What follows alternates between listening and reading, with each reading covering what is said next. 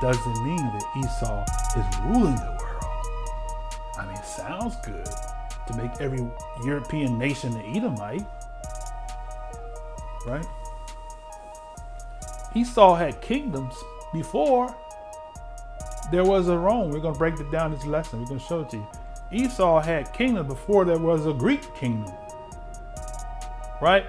So if Esau is a white man, right, how did Esau intermingle? We're going to break it down. We're going to show it to you with other black Shemitic groups.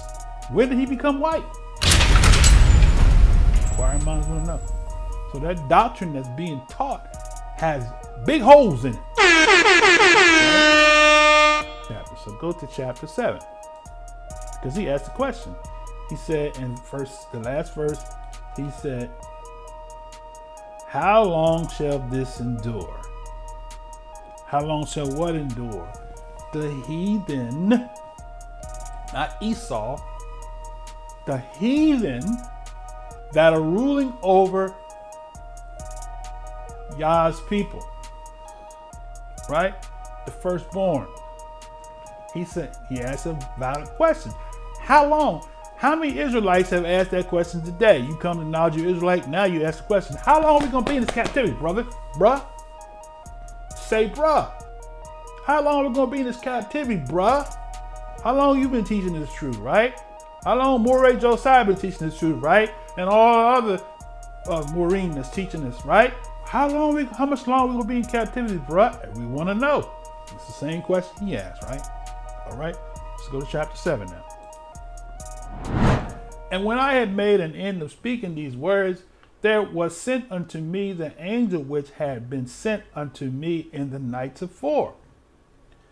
And he said unto me, up, Ezra, and hear the words that I am come to tell thee. Get ready to speak now.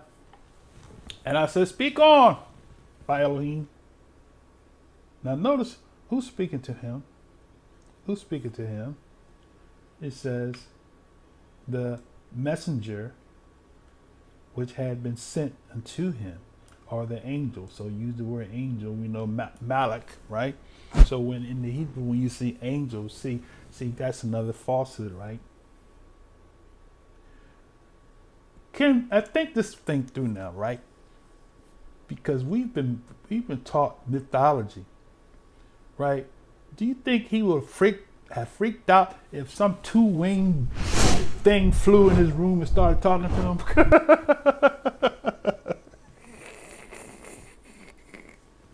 That's how we've been lied to believe that angels got two wings and they flying, right?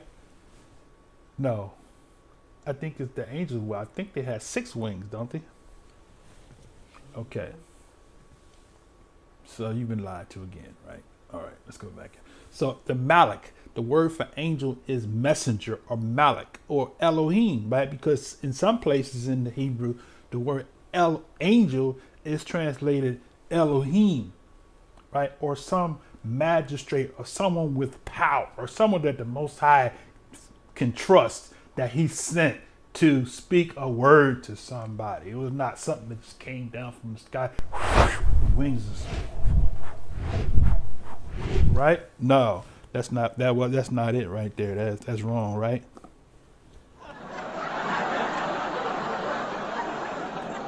Okay, let's go back in. And he said to me, up, Ezra, and heard these words which I am come to tell thee. And I said, speak on, my Elohim. There it is. See, that's proof that I just said. He called him Elohim. Then say to me, the sea is set in a wide place that it might be a deep and great. He's talking to him in code, right? The sea is set up in a wide place that it might be deep and great.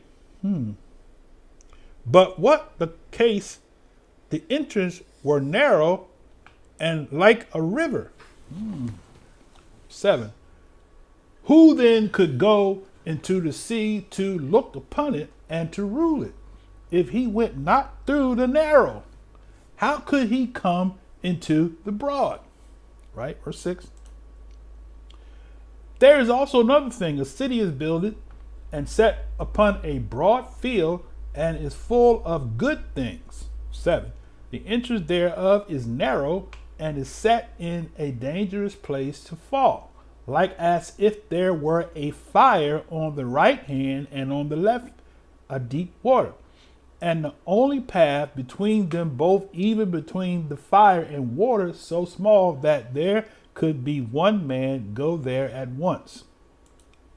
If this city now were given into a man for an inheritance, if he never shall pass the danger set before it, how shall he receive this inheritance? Right?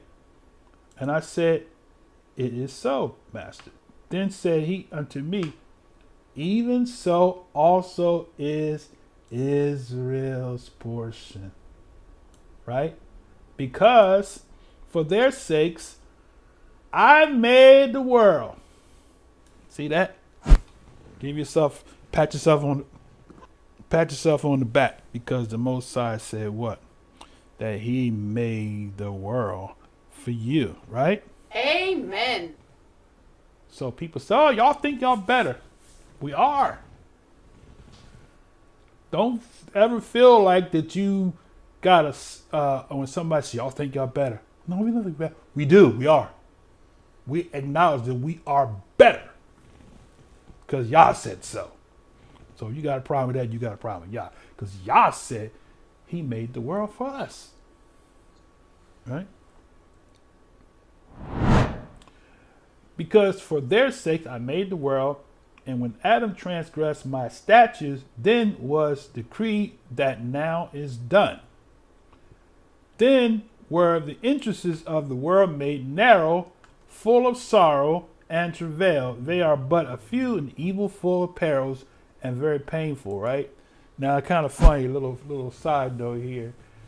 Y'all ever see that video called Green Pastures?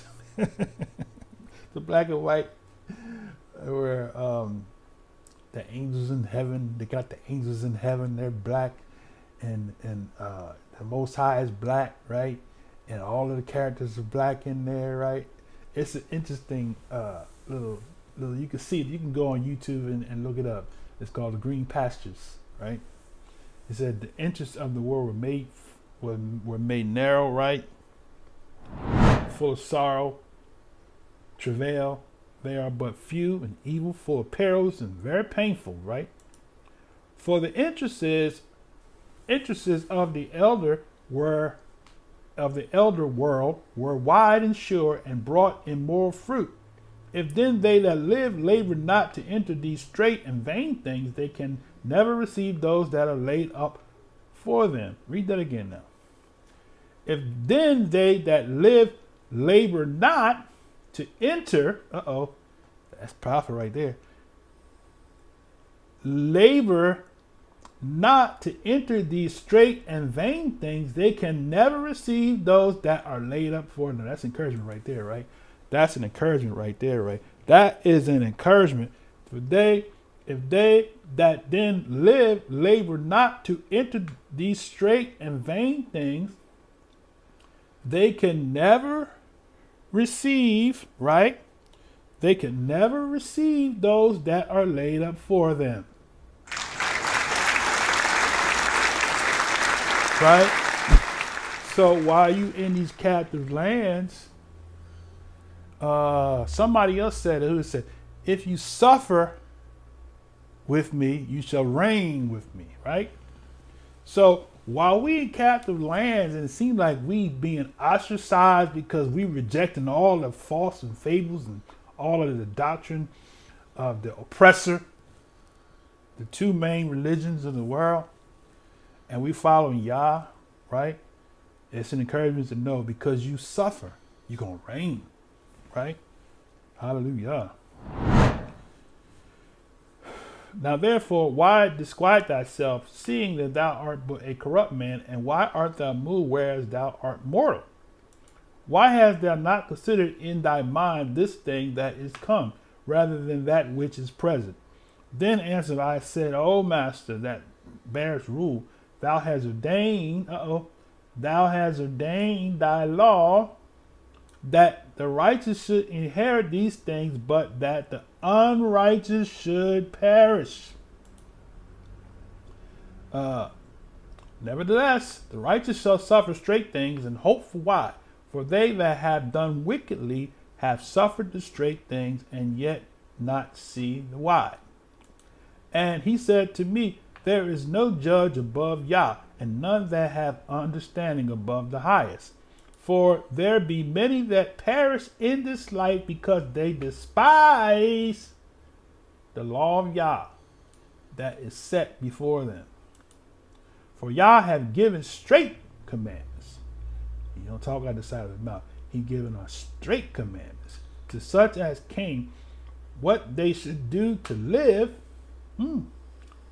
even as they came, and what they should observe to avoid punishment. Somebody need to underline that right there. That's what the purpose of the law is. See, we made the law out to be a religious thing, right? The law, I've been saying for years, the law is not religion. You can fool me on the Shabbat and Shabbat Shalom, brother, and praise Yah, and like you keeping the law, right? But your life is your testimony of whether you're keeping the law or not. Woo. It's not about proving to me. You don't have to prove nothing to me. I don't go home with you, right? So we keep Yah's law. Yah will protect us, right? Me and my issue should have been foreclosed on our house, right? I've been out of work 8 months with no pay.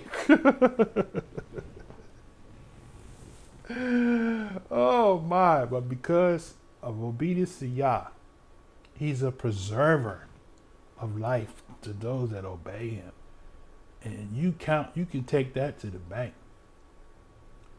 If you be willing and obedient, you shall eat the good of the land. Yah told the prophet or the priest Ezra these things, right? The preacher. Let's go back in. 27. Nevertheless, they were not obedient to him, but spoke against him and imagined vain things, and deceived themselves by their wicked deeds, and said to the Most High that he is not and knew not his ways, right? So you gotta watch these people that's caught into these spiritual religions. Some of these, we got some people on YouTube now have platforms, but they have left Yah and they have embraced all kinds of stuff. They come on and give salutations to Amenhotep and all kinds of stuff, right? Let's go back in. But his law have they despised, right? They despised the law of Yah, right? And denied his covenants. In his statutes have they not been faithful, and have not performed his works, right? And now notice that. See, he's telling us, he's saying the same thing that Shemaiah said in Deuteronomy 30. He's telling you, right? The brother is telling you when it's coming to an end. He's saying the same thing that I've been saying for the past 20 years that I've been teaching. The gathering only takes place when we return to the covenant, not return to the so-called identity. That's what these camps is missing. Not when we preach hatred towards Esau, but when we return to the covenant. Right. All right.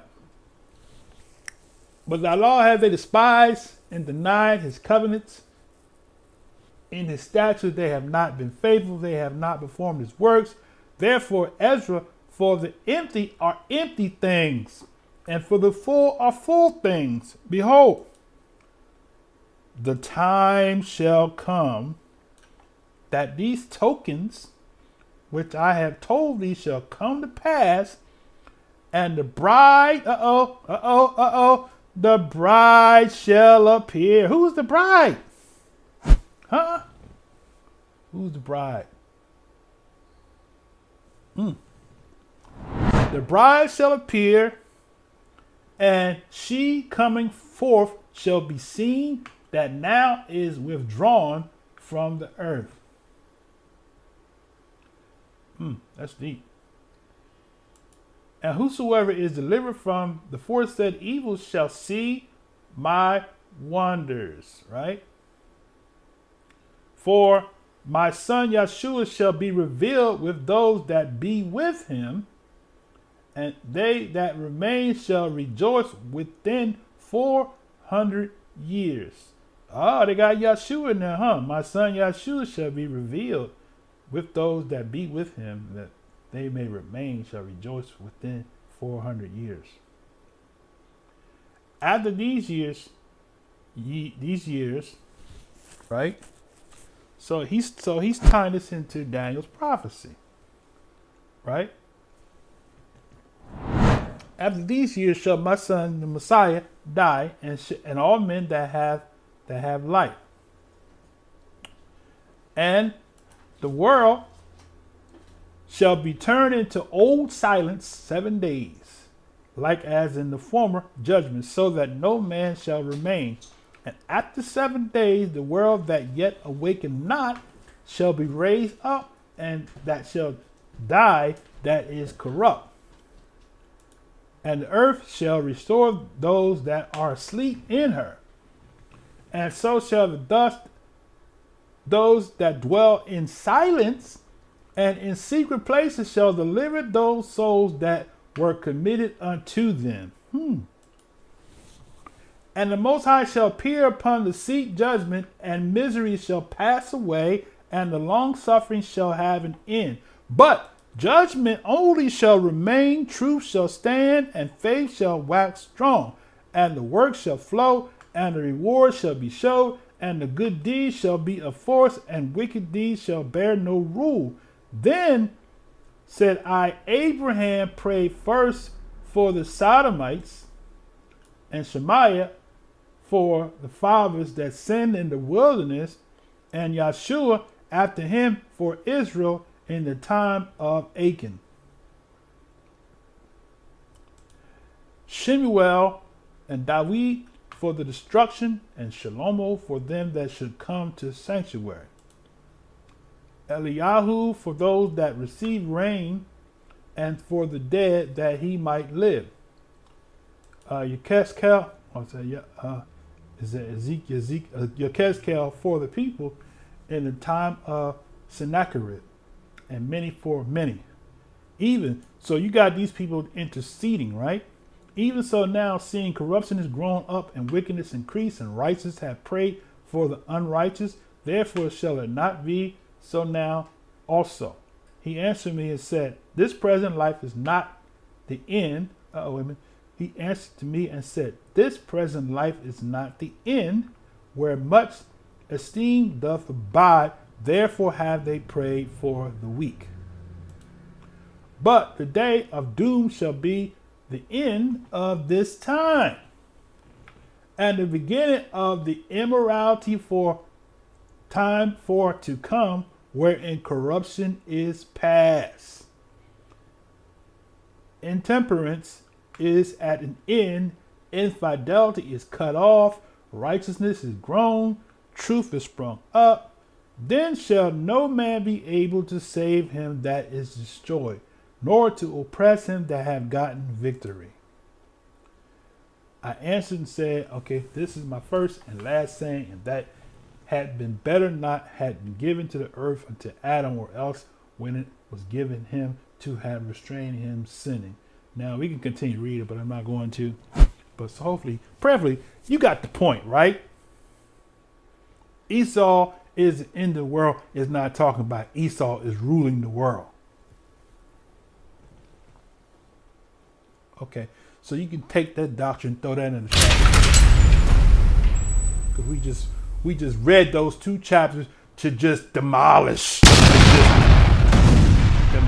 that doctrine.